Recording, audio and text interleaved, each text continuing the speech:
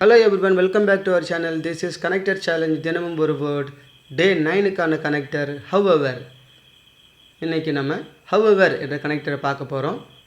however என்பதன் பொருள் ஆனால், என்றாலும், இருந்த போதிலும். ஒரு சுச்சுவேஷனுக்கு எதிரான ஐடியாவை இன்ட்ரடியூஸ் செய்யும்போது பயன்படுத்தலாம். உதாரணமாக, I wanted to join the party, however I was busy. நான் பார்ட்டியில் சேர விரும்பினேன், இருந்த போதிலும் நான் பிஸியாக இருந்தேன்.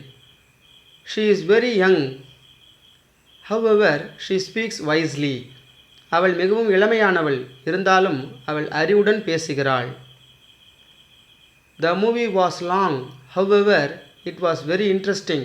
படம் நீளமாக இருந்தது, ஆனால் அது ரொம்ப சுவாரஸ்யமாக இருந்தது. டுடே சேலஞ்ச், இன்று however என்ற கனெக்டரை கொண்டு ஒரு சென்டென்ஸ் எழுதி கமெண்ட் பண்ணுங்கள். Don't forget to subscribe.